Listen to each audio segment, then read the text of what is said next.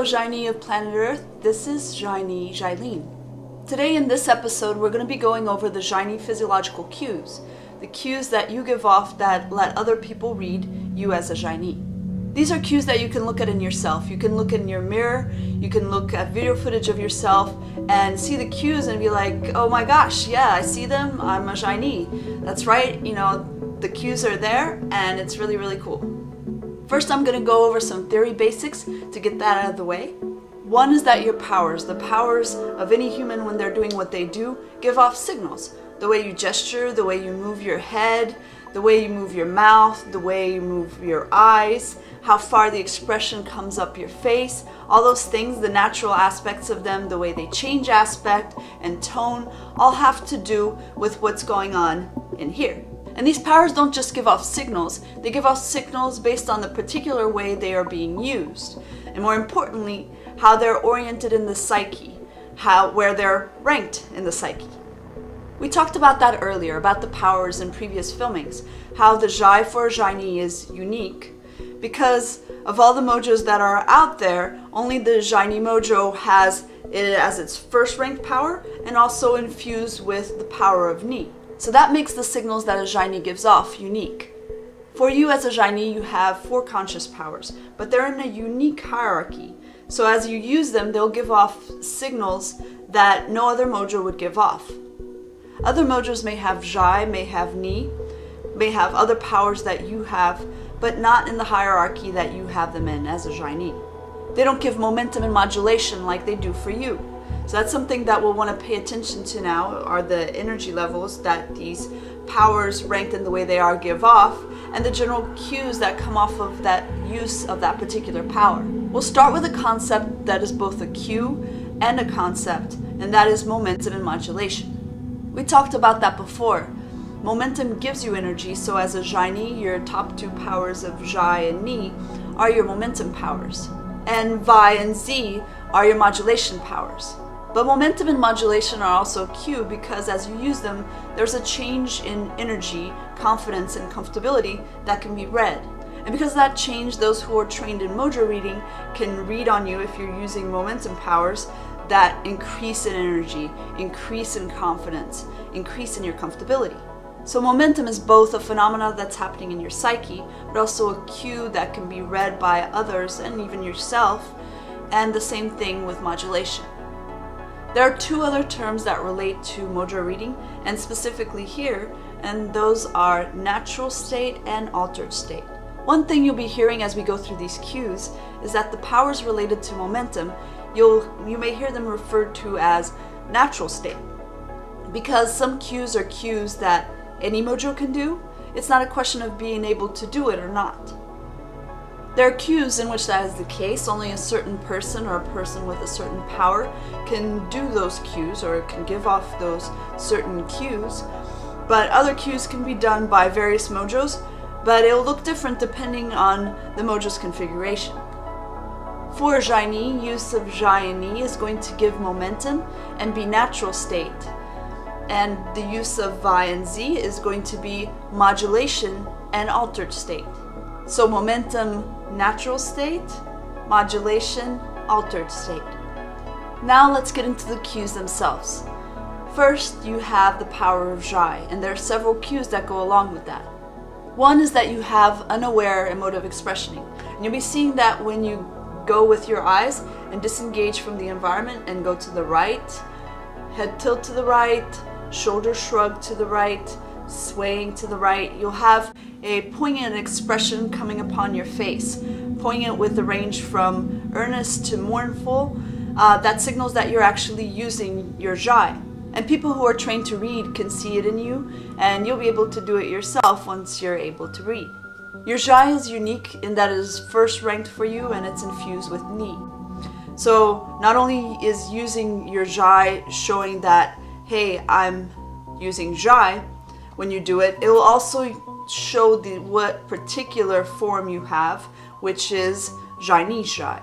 For Xai'nyy, Xai is going to be major momentum, so you can think of the Xai and Ni as both being momentum and natural state, which they are, But Xai'nyy for you is going to be even more natural state, and you can think of it as being majorly in your element. Next you have Xai'nyy, because you are a Xai'nyy, so you'll have Xai'nyy dancing eyes, for example. You have the dancing eyes of a Xai'nyy mojo. All 4 mojos that have Xai'nyy as their main perception, they have those dancing eyes.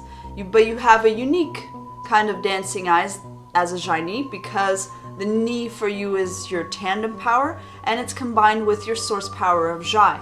And this continues with other cues that relate to your Xai'nyy. So when your eyebrows raise, when you widen your eyes, when you lift your overall carriage, these are all signs that you're using your Xai'nyy. The use of your Xai'nyy is going to have a dancing quality to your eyes, to your body, to your face, a kind of bobble, buoyancy. A way of moving with the air, like there's a wind current that other people can't see, that gives you an otherworldly vibratory quality. That's going to happen when you access your Xai'nyy to move your body. That includes your entire body.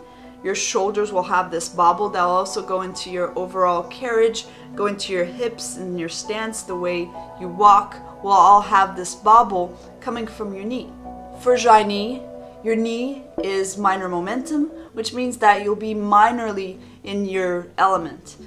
You'll be in your element when you're using both these powers, majorly in your element when you use Xai'nyy, and minorly in your element when you use Xai'nyy. Next you have Vi, so that's going to be seen when you, as a Xai'nyy, when you disengage with your eyes to the left, up, straight or down, doesn't matter. And also when your head tilts to the left, also when you squint your eyes, your Xai'nyy. And when that happens, you'll have this concerned quality that comes upon you. This is going to be altered state, just like the bracing mode that you have when you're using your polar power of Z, which we'll talk about next. So your concerned mode and your bracing mode are altered states for you. And over here, your poignant mode and your buoyant mode are natural states for you. The last of your conscious powers is the power of Z. And Z, you can see that in yourself when you're doing things like articulating, when you're speaking in structured sentences like I'm doing right now, also when you jut your head forward, or when you're doing active listening, which is, listening to someone and you're actually, you're paying attention, you're not just drinking it in, you're actually letting them know also if you understand what they're saying and how they're saying it. And when you do all these things, it will have a deadpan quality to it, a bracing quality to it. So you're going to lose emotive expressioning when you're doing those things, when you're using your Z, and you're going to become deadpan when you deliver your articulations, the kind of just the facts kind of articulation. And those are the signals that will be coming off of you when you're using your power of Z. Z is going to be modulation for you, and because it's modulation for you, it can be read by other people that it's modulation. Z, however, is going to be major modulation, so it's going to be the most out of your element. It's the most altered state for you, so it's going to be major modulation and majorly out of your element, but that doesn't mean that you can't be very good at it. That just means that it's a little further for you to travel to get to it. This ability to use your powers can be trained in specific ways. You do them and you can become very refined in using certain powers that are over there on your far side. However, the distance that you travel to do so and the way it's connected to other powers in your psyche never changes, and that's why you can be read as a Xai'nyy if you are one. It won't matter how developed you are or in what way you're using your powers, still the design that's actually doing the maneuver will come through. So it doesn't matter what maneuver your ship design is using, it will still give away that particular ship design that you have. Those are some of the first gear cues, so now let's move on to some of the second gear cues. These get into energy fields. As we mentioned, you as a Xai'nyy, you're an adaptive mojo. Your top 2 powers are Xai'nyy and Xai'nyy, which are adaptive powers. A way this shows is in your gesturing. There is yin gesturing, which is gesturing that's closer to your body. It's more fluid. It doesn't have a power arc. There's less tension in the hands and the fingers. It's more circular.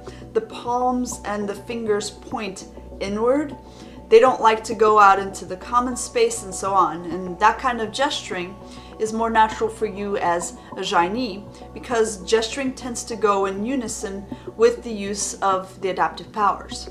So when you're using your Xai, when you're using your Nyi, there'll be a tendency for you to be doing yin gesturing at the same time you're using those powers. Likewise, when you're using your powers of Vi and Zi, there'll be a tendency for you to be doing yang gesturing, which is going to be more percussive, grabbing out, going out into the common space. It has the power arc, reaching, things like that. That yang gesturing will tend to come on at the same time as you're using those modulation powers. There's more to it, but those are the basic distinctions. So that form of yang gesturing tends to come when you're pointing things out with your Vi, or when you're articulating with your Zi. And so you'll be doing that yang gesturing, and when you're using more of your momentum powers, your natural state powers, you'll have a tendency to be using that yin gesturing. So yin gesturing for you is going to be momentum or natural state. Yang gesturing is going to be modulation or altered state. And you have a unique form of gesturing, which is known as the Franzi hands gesturing as a Xai'nyy, which combines both your yin and yang gesturing all together, but it's unique to the Xai'nyy mojo. All adaptive mojos have natural yin and altered yang, but the unique pantheon of cues you have comes from the fact that you have Xai over Nyi that are causing momentum gesturing for you, and then you have Vi over Zi that's causing modulation or altered state gesturing for you. And that unique design that creates that unique form of gesturing makes a distinct form of adaptive gesturing called Franzi hand that separates it from the gesturing of other mojos. In fact, as you learn to read mojo and learn more about yourself, that's one thing that you'll use a lot to be able to distinguish the mojos. Like, okay, that's an adaptive, not a directive. I can see that in their cues, I can see that, including their gesturing. But then even within that, we frequently use, let's say, Franzi hands to distinguish a Xai'nyy from other mojos that are very similar. For example, the spider hand of a Xai'nyy or the Gumby claw of Nyi Zhai, they are both similar mojos to the Xai'nyy, but if you're able to see those Franzi hands, then you can say, okay, that's a Xai'nyy and it can't be any of those other two mojos. It's a dead giveaway. Here are some other things that go along with being an adaptive mojo with momentum on the right. One of those things is that the adaptive powers are more approachable, because here are these powers like the towers, awaiting stimulus, and the gatherers are taking in information, so they go in search of new stimulus. So the tower powers, they're waiting to be interacted with, and the gatherer powers are looking to devour information. And for that reason, the general energetic bearing is that of natural approachability. Over here with Vi and Zi, these powers are good at setting boundaries. So as a Xai'nyy, you set boundaries and you can be approachable, but approachability is going to be natural state for you, and is going to give you energy momentum, and setting boundaries is going to be modulation for you and altered state. Setting boundaries is then going to curb your energy, and you're going to have to work harder at it. And you don't want to do it for too long, setting boundaries, because that's a directive activity and it will be de-energizing you, but of course it's necessary as part of your overall game. The momentum and modulation powers exist there to balance one another, and also to work with your peak pathway. So that is part of it. The natural approachability and then setting boundaries, is part of your peak pathway, and it will be in a certain way that your Xai'nyy powers are ranked in. Another energy field that we talked about is subjective versus objective. As a Xai'nyy, Xai is your top power, and that's a subjective power, which means that you are a subjective mojo. And this means that you're going to have one of the physiological cues that's related to subjective mojos, which is the cue of hooded eyes. And hooded eyes doesn't have to do with the size of your eyes or the structure of your eyes. More, it has to do with the quality of your eyes that can be clearly read if you are trained how to mojo read, which is that hooded eyes are looking from far away inward or out. So, but they're looking from far away, and their eyes, the eyes are tilted inward. The energy is oriented inward. So this, you know, again, it's a different question than having large eyes or shape. It's about how the eyes are oriented. There'll be a general closeness to them and an inwardness to them, and an inwardness of the energy that emanates from those eyes. And that quality is unique to being a subjective mojo. And being an adaptive subjective mojo, it will be different than a directive subjective mojo. You know, so the subjective, directive subjective mojo, you know, they'll be like on a perch with, you know, so they're like hunters, think hunters. So they'll be like on a perch with a scope sighted on their target. So there's more of this, like, because when you have the source power as a worldview power, it's more about like sighting and focused eyes. So it'll have that hooded eyes quality, so that's inward, but it's this like laser focused hunting look eyes to the eyes. With the adaptive subjective mojos, it will be more of like a tower of stillness with courier birds that bring messages from the outside. There's a waiting for outside stimulus to come into the tower quality to it. Next, the subjective powers make holding still natural. Xai'nyy use their Xai and their Vi to hold themselves still. And since Xai is the primary power for Xai'nyy mojo, refrainment is going to be natural state. Animating your body comes along with you using your objective powers, and Xai'nyy can use Ni and Zi to animate, but neither of them are the primary powers for Xai'nyy, so animation is going to be altered state for them. So animating for any of these two reasons with the Ni or Zi for too long is going to be de-energizing. It will take you out of your most natural element. So you'll have a I'm making my body animate quality instead of a being comfortable in animation quality. Next, with the discernment and the perception corridors, you as a Xai'nyy, you have top power of Xai, which is a discernment power. So that means that the discernment corridor is going to be the highest priority of both corridors. And this affects the way your face looks. Two major ways you'll see this is up and down and forward and backward. Up and down because Xai is going to cause emotive resonating to come from your mouth area and move up your face and out into the cheeks and above into the eyes. Since you have Xai as your first rank power and Ni as the second, the Xai will take over your eye area where your Ni emanates from. Another way you'll notice this is in what's most forward. So when you approach a mojo, you can often feel a touch of their energy coming at you. And when you look at their face, you can almost feel if what's coming first, what has most energy, is coming from the mouth area or the eyes area. With discernment leads, it's the mouth. The mouth is the most energetically forward of things. That's what grabs you first. The face overall may look grabby or captivating as well, but if you look at videos or pictures of Xai'nyy, the first thing that you'll see is that mouth. When you look at a mojo that's similar to them, like the Ni Xai, you have Ni and Xai, so the same two top powers, but Ni is over Xai. So what you'll see with the Ni Xai are the eyes. So you'll see the Ni eyes first and then the mouth. The Ni and the eyes are the first thing to pop out, and then the Xai in the mouth, and then the other overall cues. For Xai'nyy, it will be the mouth, the eyes, and then the rest of them, and that's because the Xai'nyy are lead discerners. Xai'nyy are a particular form of lead discerners because there are 8 mojos that have lead discernment as part of their design. As a Xai'nyy, you have the Xai over the Ni, which is a values-based power over an interpretive pattern-based perception power, and that gives you a particular look, a particular quality to your face, which is what we call the veil of poignancy, which is a really cool, captivating, and unique look.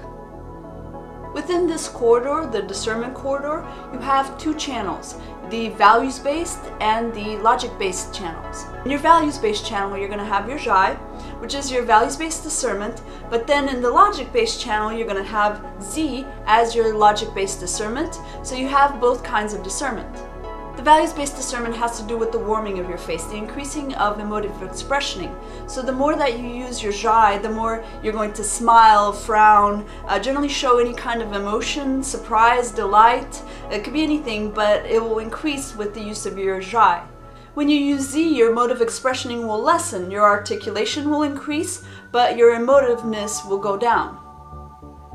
When you use your Z, when you cool down, that's going to be altered state. It's not going to be as comfortable, and because of that, there will be a desire for your face to want to emote. It'll take effort for your Z modulation to cool that emoting. The emoting, when given free rein, naturally wants to come up your face more, and it's been designed to do this. So if you emote with your Xai'nyy, you'll actually gain energy. It will be natural state for you, and then when you do Z, it will curb your energy, which will be clear to notice and point out, and it will never curb the emotiveness of the Xai'nyy completely. Your emotive expression wants to come up above the midline of the face into your cheeks and into your eyes, and it will show even when you're talking, like I'm doing, even when I'm articulating with it like this with the Z, and I'm trying, I'm using my Vi, trying to remember the points that I'm supposed to be saying, articulating, and I'm trying to keep the emotion down, by using the Z. There's still a heaviness in my voice that you can't disguise that's coming from the Xai'nyy, and the fact that my lip is doing motions, unaware motions that indicate that Xai'nyy is being used even when articulating. Because Z articulation isn't designed to do that, if you were using your Z and you had Z over Xai'nyy, then you'd actually, when you'd be using your Z, you'd be able to make your Xai'nyy go heavily away because it's not needed for this Z articulation activity. But that won't happen with you. Your Xai'nyy will always be there heavily because you are a Xai'nyy mojo. So even when you're articulating with your Z strongly, it's always, your Xai'nyy is always there. The fact that your Xai'nyy is always there gives you away as a values-based mojo. There are also vocal cues that you give off as a Xai'nyy, so the fact that you have Xai'nyy and you use warm inward resonation, you have poignancy, you have mournful and earnest, those qualities show up in your face as a visual artistic cue, but there's also an audio artistic cue in the voice. You're a Xai'nyy, so listen to the way that you talk, listen to how Xai'nyy celebrities we've put out talk, and when you hear their voice, you can actually hear the fact that they're using Xai'nyy, and it's Xai'nyy over Z, so that the Xai'nyy is stronger in the voice than the Z is, but the more that, the Xai'nyy articulate, the stronger the Z gets, and the more they resonate inwardly. So it can be like a humming, moaning, harmonizing. You'll hear that emotive increasing and hear the momentum in the voice. So you can see momentum in modulation visually, but you can also hear it in the voice as well. Within the perception corridor, you also have two channels, the interpretive channel and the literal channel. The Xai'nyy have Ni as their top perception and Vi as their under perception, so they have both an interpretive pattern-based power and a literal detailed-based power. But one's going to take precedence, and that's part of the design, and that's how you'll feel it internally, energetically, as you're more energized by your Ni and not as energized by your Vi. But this is also seen by others who are reading you. This will be seen in the fact that, for example, you have dancing eyes, giving off a second conversation, syncopated rhythm look to your eyes. So when you use your Vi, even when you're squinting your eyes or disengaging to the left, there will be a dip in the dancing eyed signal. But two things will happen. They'll still be there. One of them is that the signal never goes away. The Ni signal never goes away. It never stops being dancing eyes. It just becomes squinty dancing eyes. So one is that the signal never goes away. It never stops being dancing. So it becomes those squinty dancing eyes but always the dancing eyes will be there. So even when the Vi is being used heavily, It doesn't overtake the dancing eyes from the knee. And then there's the intermittency of the signal. So the concerned look that comes from the Vai, it'll never overtake the buoyant dancing-eyed signal that's coming from the knee. And also the Vai will turn off. It'll never overtake completely the knee when a Vai is being used, but then most of the time Vai turns off whenever you're not paying attention to it, So as a Xai'nyy, if you're not actively using your Vai, then your face will lose that concerned countenance, but your knee, the buoyancy never goes away. If you're not actively thinking about your knee, it still won't change anything. Your dancing eyes will still be there resonating, showing off that what they're doing, because they're the big engine here, So you don't have to think about it, your big engine is running and people can read, that awesome poignant engine that you have. You'll see from this baseline dancing, when you do more interpretive activities such as knee drinking in, perk ups, things like the bobble, that there will actually be an increase in that syncopated second conversation rhythm, that pattern-based rhythm that knee has, and it will be momentum. That shows you're an interpretive mojo because you have baseline syncopated eyes rhythm, and then when you use your Vai, that dips that rhythm but never overtakes it, and when you use your knee, more it increases and gains energy. So the Vai never overtakes the knee and loses energy, and the knee increases what was already there and gives you energy. So the baseline for you is going to be interpretive. So when you use your interpretive powers, it shows that you're an interpretive mojo, and then when you use your literal powers, it still shows that you're an interpretive mojo. Now getting into third gear, this is more tacit, more artistic in the way that it works. It's looking at the configurations of cues that the Xai'nyy have. So it's a bit tacit because you're taking in a tremendous amount of information at the same time, but the more Xai'nyy you look at, the more you look at yourself, the more you'll see that Xai'nyness, which is just a combination of all of your cues together. And usually when you're doing what you're doing as a Xai'nyy, you're doing many cues at any given fraction of a second. Any given frame that we would take of you, you're doing a multitude of cues. But that multitude is part of a pantheon that exists for a Xai'nyy and a Xai'nyy only. And over time you'll start to get used to seeing that pantheon in action, and you just see a Xai'nyy doing some motion, and you don't go to specific to like things like the fronzy hands, that unaware mouth. You just think Xai'nyy. The totality of cues just jumps out as being Xai'nyy. This unique conflagration of cues of a Xai'nyy would include all the first and second gear cues that we talked about, but now you're looking at the aspect that it all has in a totality. And when you're picking up the nuanced aspects of the totality of cues for a Xai'nyy, a lot of what's coming at you, or what you're seeing, is coming from momentum powers, which are the powers of Xai'nyy. Xai gives off a distinct signal of poignancy, and since it's your main power, you have poignancy with you all the time. It's just a question of how much it's infused with buoyancy, and then how much it's modulated over on this side by concern and bracingness. A good way to start seeing those cues, besides looking at yourself once you've been read as a Xai'nyy, is to read lots and lots of Xai'nyy that have been confirmed by Podler until you see that they may be different than you in some ways. Different riffs or game style play, different kind of being a Xai'nyy, but they're actually using the same cues as you do, just different variations. So keep drinking in mojos of your own kind, and you'll be learning in the process about your own soul, the way your own soul was designed. A good way to go about that when you get a bit of understanding about your mojo is to compare and contrast it to similar mojos. So you could compare the Xai'nyy to the Xai'vi and the Ni Xai. These are very similar in design to yourself, so it's very helpful to kind of really zone in or hone in on what your design is by comparing it to those two that are similar but different.